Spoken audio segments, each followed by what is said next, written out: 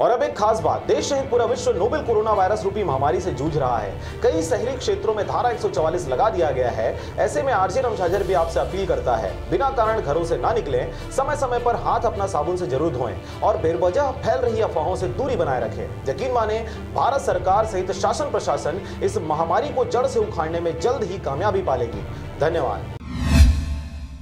नमस्कार, आप देख रहे हैं आरजे रमझाझर। मैं हूं राजकुमार यादव। मुंगेली जिले में घोषित कंटेनमेंट जोन से आवश्यक खाद्यान्न सामग्री की उपलब्धता की समीक्षा तथा आपूर्ति करने के लिए खाद्य विभाग के अधिकारियों को कलेक्टर ने किया निर्देश। देखिए रिपोर्ट। मुंगेली कलेक्टर एवं जिला दंडाधिकारी पीएस एल्मा ने बताया कि वर्तमान में वैश्विक स्तर पर फैले कोरोना वायरस के संक्रमण की रोकथाम हेतु युद्ध स्तर पर प्रयास किए जा रहे हैं। जिले के संदिग्ध मरीजों के स्पेशल जांच हेतु प्रेषित किया जा रहा है। जांच रिपोर्ट में पॉजिटिव पाए जाने के कारण विकासखंड मुंगेली के ग्राम पंचायत रामपुर, पेंडारा कापा, बाघामुड़ा, संबलपुर, उदका, संगवा कापा, धर्मपुरा, ठकुरी कापा, फुलवारी, प्रतापपुर, टेढ़ाधौरा, छाता, विकासखंड लोरमी के ग्राम कुदुरताल, मोहनडाट तथा विकासखंड पथरिया के ग्राम खैरी के 3 किलोमीटर परिधि के क्षेत्र को कंटेनमेंट जोन घोषित किया गया है। उन्होंने घोषित कंटेनमेंट जोन में आवश्यक खाद्यान्न सामग्री तथा चावल, दाल, आलू, सब्जी, तेल इत्यादि की उपलब्धता का नियमित रूप से समीक्षा तथा आपूर्ति करे जाने के लिए खाद्य विभाग के अधिकारियों को निर्देशित किया है।